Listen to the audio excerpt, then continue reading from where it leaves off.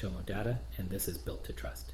Today we are talking about roadmaps that actually ship, not wish lists, not theater. A roadmap is a schedule of real landings that respects physics. We will make planning probabilistic. We will talk about capacity honestly. We will set limits on work in progress, and we will use evidence to change our minds without drama. You will hear a set of tools that you can copy into Monday. Clear language, simple math, boring rituals that produce calm landings. Here is how we will move through the episode. First, what a roadmap is and is not. Second, how to translate strategy into pillars and then into outcome risk options, which is our term for the items we will choose among. Third, how to write a one-page outcome risk card that captures impact, probability, downside exposure, effort, and time to learn.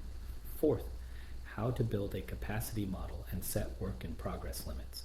Fifth, how to run intake and triage through a single front door.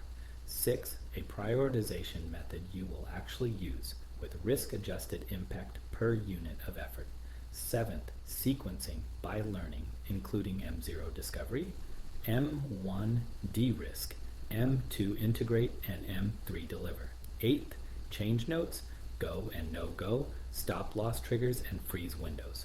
Ninth, an operating rhythm that keeps your plan honest.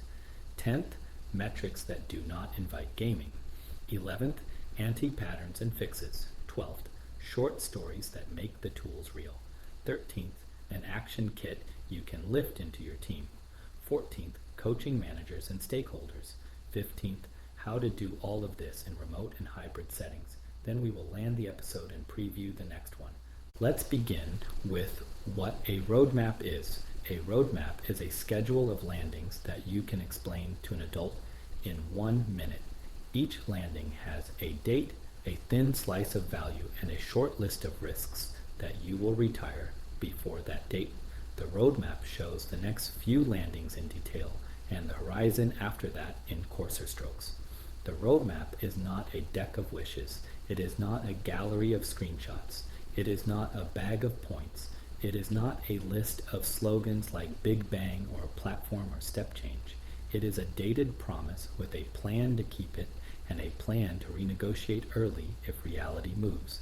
The promise math is simple. You have scope, you have schedule, you have specific, you have staffing. You can set 3 and you must negotiate 1. If you lock all 4, you do not have a plan. You have a confession and a countdown to an apology. In real life, spec and safety are often fixed. When that is true, you negotiate scope and staffing, or you move the date. If you refuse to negotiate, you pay with quality and with trust. The roadmap makes those trades visible on purpose. Now let's translate strategy into things a team can actually ship. Strategy gives you a reason to choose. It tells you where to win and where not to play. You distill strategy into 3 to 5 pillars. Each pillar expresses a direction and a constraint, not a giant project. For example, reliability first for flight data, expand into adjacent use cases, reduce cost per operation by a meaningful percent. Each pillar then spawned a set of outcome risk options. We used to call these bets. I prefer outcome risk options because it forces 2 questions. What outcome do we expect? What risk are we taking? An outcome risk option is a hypothesis in the form of a one-line if-then. If we do this work, then this outcome will improve by a certain amount with a certain probability within a certain amount of time. You can add the downside in the same breath. If it fails, this is the cost, and this is the safety margin or trust margin it touches. Each option has an owner. Each option has an approver. Each option has a way to learn fast and cheaply. We capture each option on a one-page outcome risk card. The card is the unit of planning. Let me walk you through the fields. First, the target outcome. Use the sentence we keep using on this show. Done when X, measured by Y, observed in Z. If you cannot finish that sentence, the option is not ready for the roadmap. Second, the impact range. Do not use a single point estimate. Write best, likely, and worst. For example, We expect a likely improvement of 3% in a key metric, with a best case of 6% and a worst case of 0. The numbers are small and practical on purpose. Most improvements are not heroic events. They are compounding small moves.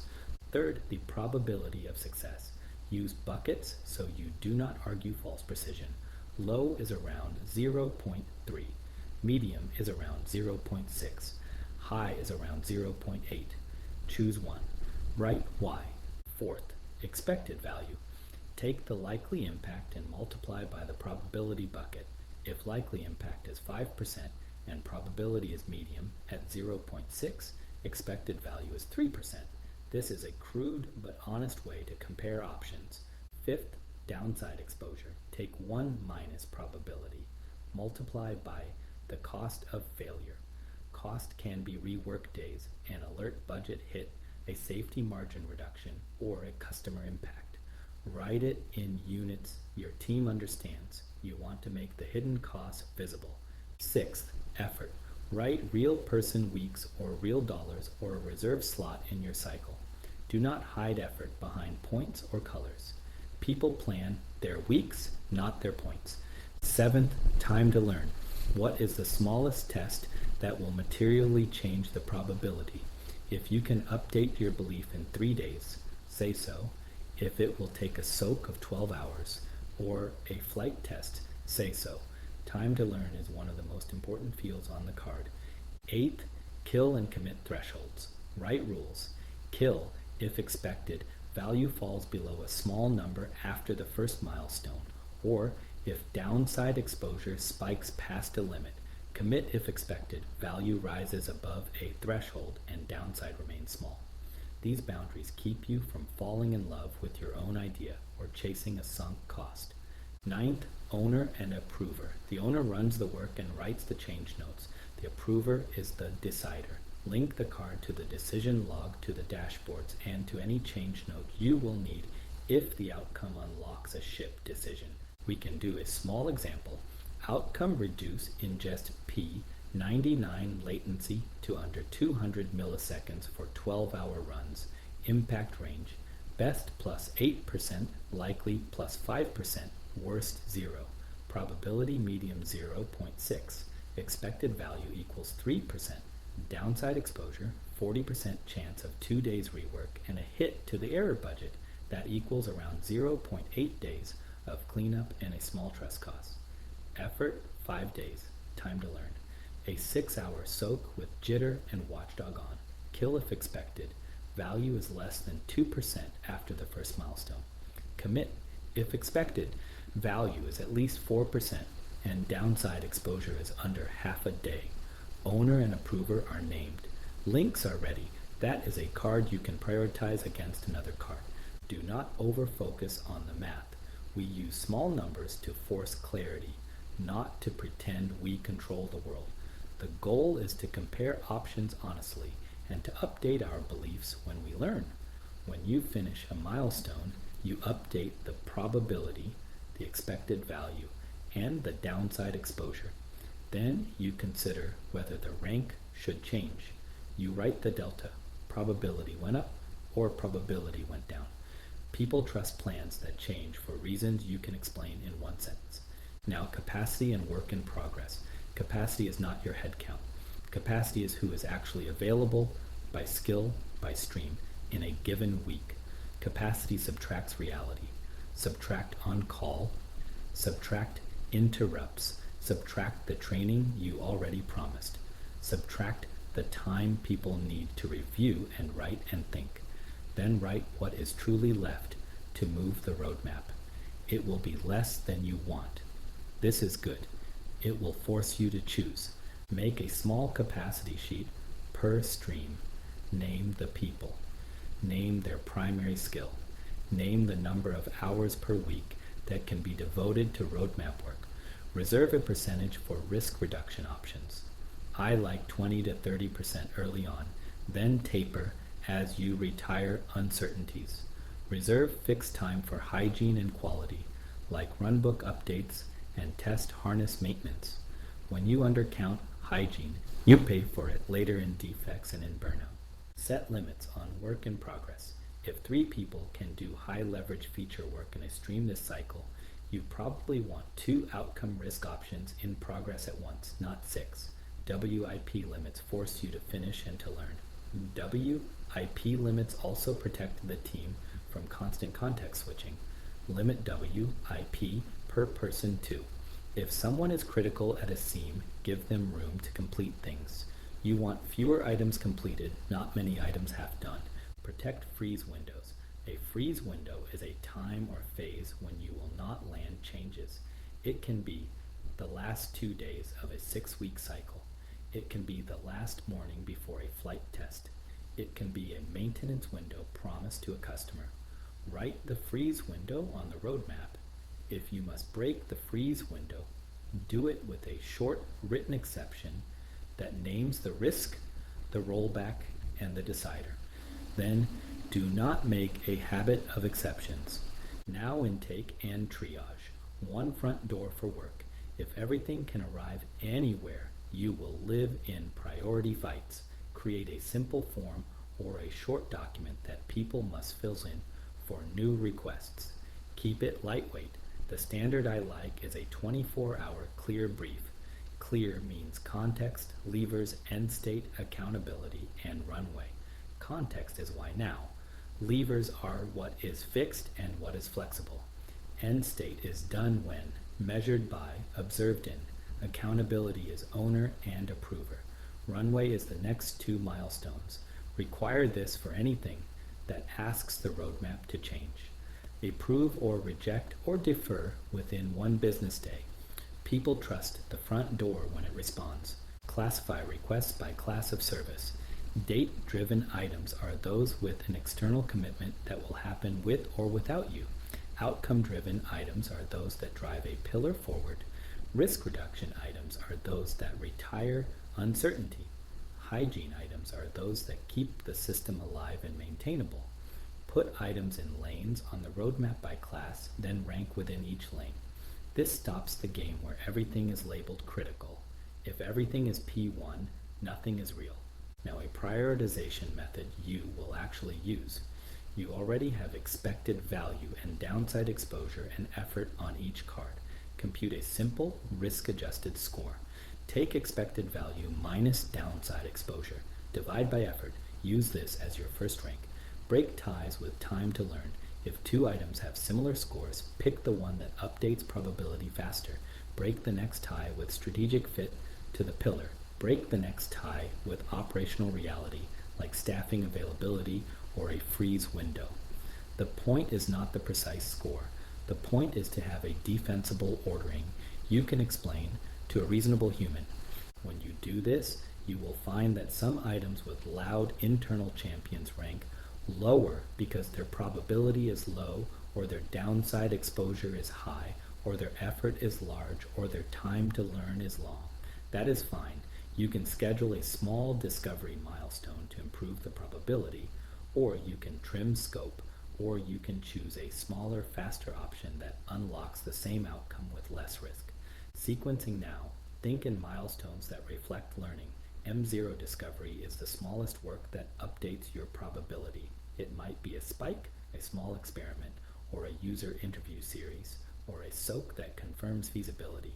M1 de-risk is the work that retires the top uncertainty that would threaten the next landing.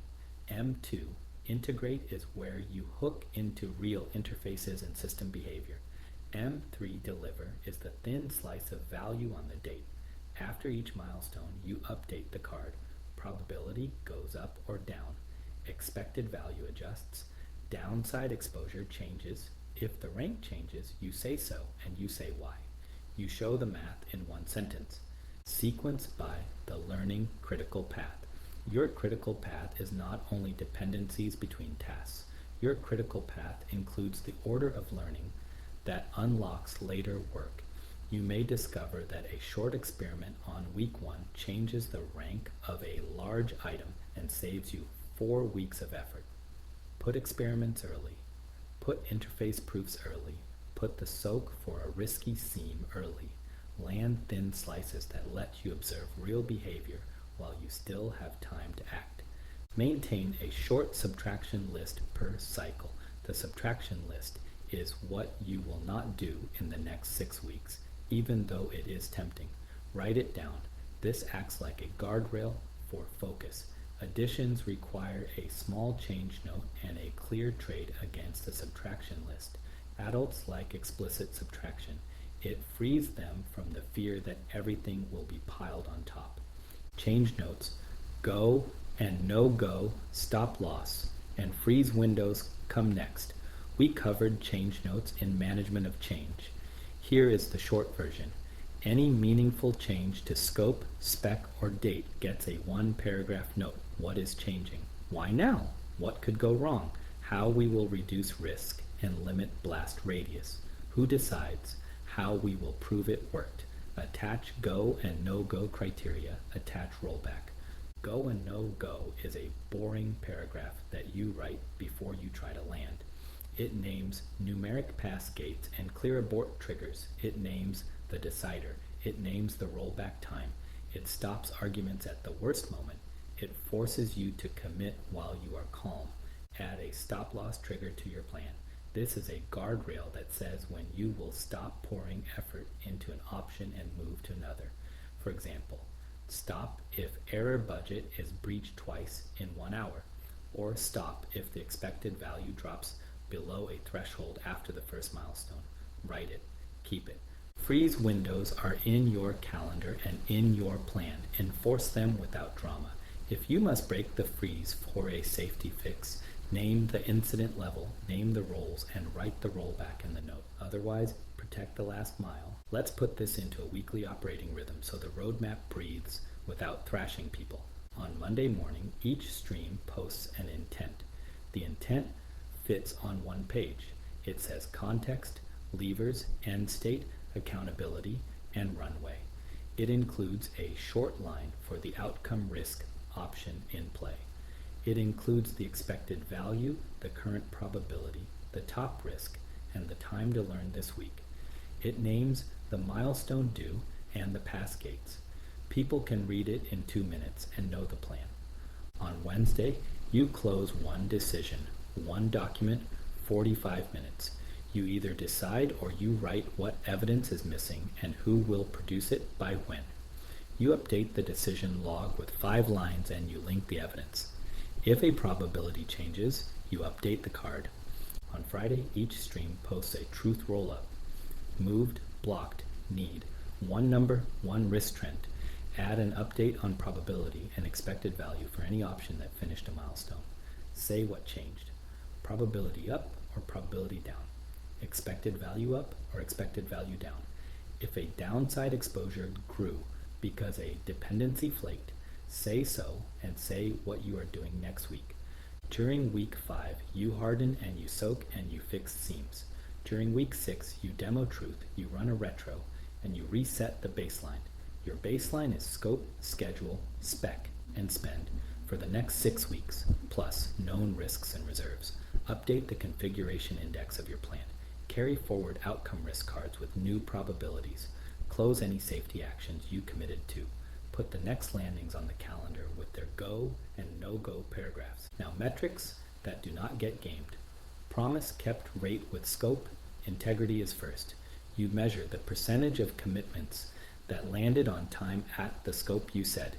If you hit every date by cutting work in half, this number will tell on you because you record scope changes as changes, not as magic. Track cycle time from start to finish of a thin slice. Track rework rate and defect age because quality is the quiet cousin of trust. Track decision latency because slow decisions sync roadmaps. Track time to learn because options that update probability quickly save you weeks. Track WIP per person because overloaded people cause long tails. Track forecast accuracy by comparing delivered outcomes to expected value ranges. If you never miss, your ranges are fake. If you always miss, your planning is fake. Aim to be wrong in small ways and to learn quickly. Now, anti-patterns and fixes. OKR soup is common. There are too many objectives and too many key results, and none of them cooperate. Fix it by naming 3 to 5 pillars and moving every item under 1 pillar. Kill or merge any key result that does not map to a pillar or that is not measurable. Watermelon status is common. Everything looks green in the deck and red inside. Fix it by banning adjectives in status and posting numbers over words. Use 2 truths and 1 risk. For example, P95 latency is 180 milliseconds after index change. 3 of 5 rehearsal runs are clean end to end. Risk is vendor SDK hang at jitter greater than 200 milliseconds. If 3 hangs by Wednesday, we switch to watchdog. No one needs to interpret that. It is clear. Everything P1 is common. Fix it by forcing the card math. Expected value minus downside exposure divided by effort. If an item still claims P1, but the math does not support it, bring evidence or move it down. You can also create lanes like date-driven and outcome-driven and risk reduction and hygiene so that a date-driven item does not crowd out safety or quality forever. Lanes make trade-offs legitimate. Anchoring on initial probability is common. Fix it by writing a rule that probability must be reviewed at M0 discovery and at M1 de-risk. You are allowed to raise probability or to cut it. You must write why. Over time, this builds a culture where people do not fear changing their minds. Calendar stuffing is common. People think full calendars equal full progress. The opposite is often true. Fix it by protecting a writing block for each owner, protecting a floor walk for each manager, and limiting standing meetings. Replace oral status with written weekly truth. Over-planning is common. You polish a plan until it feels safe. Under-planning is also common. You wing it and call it agile. Fix both by writing small plans that answer decisions, running small experiments that update probability, and adjusting openly. Humility beats theater. Hero culture is common. People carry too much and then burn out. Fix it by limiting work in progress, by making small honest landings, by praising boring on-time deliveries, and by refusing to reward chaos you invited. Hidden backlog is common. People keep secret lists and do drive-by asks. Fix it with one front door and with a visible parking lot. If a leader tries to sneak work around the front door, you gently redirect. If the work is truly urgent, it enters as a date-driven item and bumps something else visibly. Now, some short stories to make this real. I will change names and details to protect people, but the patterns are true. A team had a roadmap with 8 items in flight and nothing landing. Stress was high. We ran a capacity sheet. It showed that only 3 people could do the critical seam work this cycle, and they were split across 6 outcomes. We set WIP to 2 and moved 4 cards into the parking lot. We wrote thin landing slices for the 2 left. We added a small experiment on week 1 to update probability on a risky card. Morale improved in 3 days because people felt permission to finish. 2 landings hit within the cycle, and the team believed the roadmap again. A leader wanted a huge platform push to reduce cost. The card looked epic and attractive. The probability was low because of integration risk.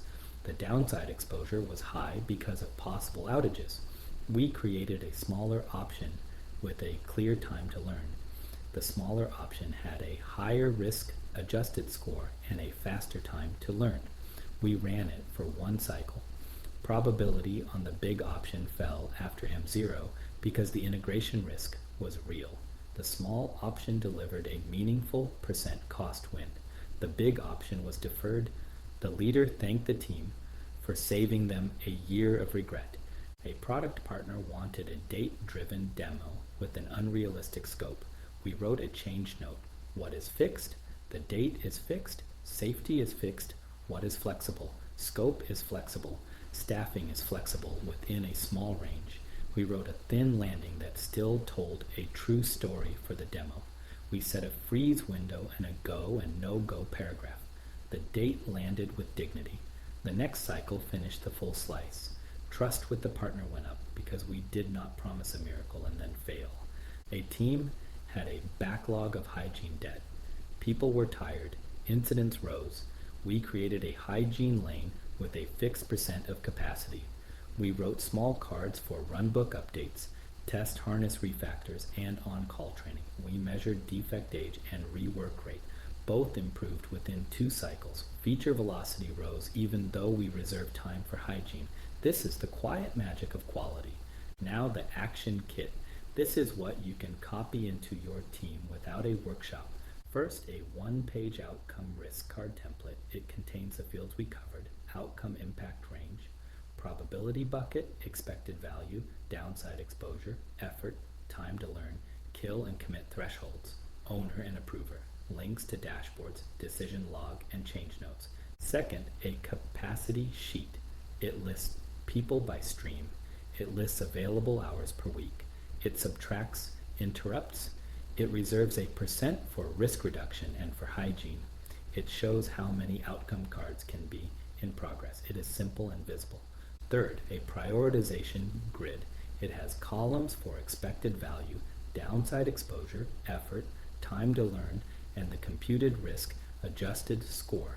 It has conditional formatting to show high score items.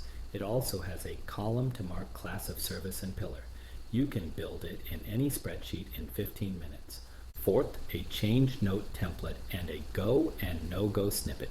The change note says what changes, why now, what could go wrong, controls, verification, rollback, comms, and approver. The go and no-go snippet is a short paragraph with numeric gates, abort triggers, decider, and rollback steps. Fifth, a 6-week calendar with Monday intents, Wednesday decision closes, Friday truth roll-ups, a week 5 hardening window, and a week 6 demo and retro and baseline update. Sixth, a short set of phrases to use in rooms, done when measured by observed in, expected value and probability, time to learn, risk-adjusted impact, freeze window, change note, go and no-go, stop loss, 2 truths and 1 risk. These phrases change behavior because they change what people ask for. Coaching managers and stakeholders now. Managers need a simple routine. On Monday, write the intent. On Tuesday, do a floor walk and read a real artifact. On Wednesday, close a decision. On Thursday, review the top risk and touch a run book. On Friday, publish a truth. Roll up with 1 number and 1 risk trend and any probability updates. Praise boring on-time landings in public. Coach privately when you see theater. When stakeholders push for everything at once, translate their ask into the physics we have named. Say this: we can land thin on this date with safety margin, or we can go around 1 week and land more. Here is the expected value difference and the downside exposure. Here is the freeze window. Here is the go and no-go. Which trade do you prefer? Most reasonable stakeholders pick a safe landing when you put the choice in concrete terms. If an executive tries to add a surprise mid-cycle, use the front door with respect. Ask for the 24-hour clear brief. Show them where their request lands on the prioritization grid and what will move out. Offer a small discovery milestone that gives them a fast answer. If they insist, write the change note and make the trade visible. Remote and hybrid teams can run this system without drama. Write more. Speak in numbers. Keep artifacts in one place with clear names.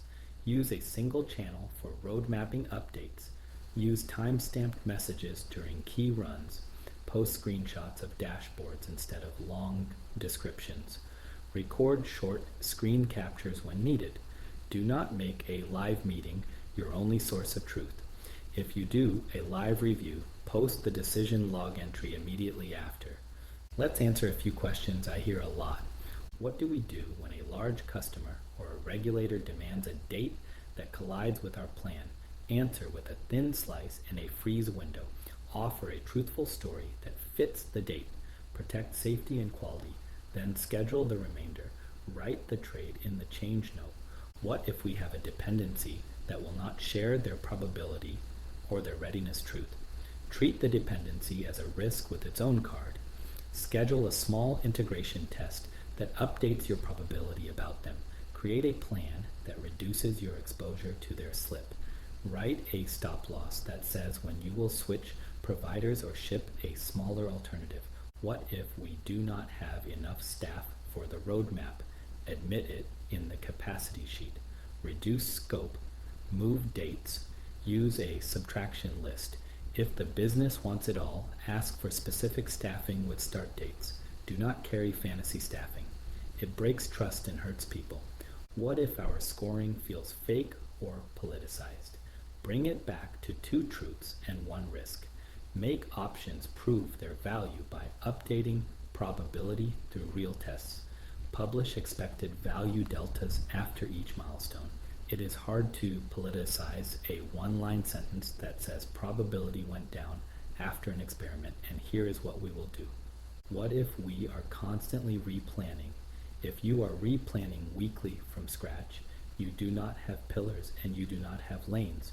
Put items under pillars. Fix lanes. Only re-rank when probability or expected value changes because of evidence or when a date-driven item forces a trade. Hold the line. A final compact checklist you can start this week. 1. Build a capacity sheet per stream. Subtract reality. Set WIP limits. Reserve time for risk reduction and hygiene. 2. Write 3 to 5 pillars. Move everything under a pillar. Kill or merge anything that does not fit. 3. For your top 10 ideas, write 1-page outcome risk cards. Fill in outcome, impact range, probability, expected value, downside exposure, effort, time to learn, thresholds, owner, and links. 4. Make a simple prioritization grid and rank by risk-adjusted score. Break ties with time to learn, place items and lanes. 5. Publish a 6-week calendar with Monday intents, Wednesday decision closes, Friday truth roll-ups, a week 5 hardening window, and a week 6 demo and retro and baseline update. 6. For the next landing, write the go and no-go paragraph and the rollback. Put it on the wall. Make it boring. 7. Add a change note requirement for scope, spec, or date shifts. Keep it 1 paragraph unless your domain requires more. 8. In your Friday roll-up, add probability updates and expected value deltas for any item that passed a milestone. Say out loud what changed. 9. Celebrate the first boring landing that hits on time with the scope you wrote. Make that the standard. 10. Teach your team the short language and insist on it. Done when measured by observed in, expected value, probability, time to learn, risk adjusted, freeze window, change note, go and no go, stop loss, 2 truths and 1 risk.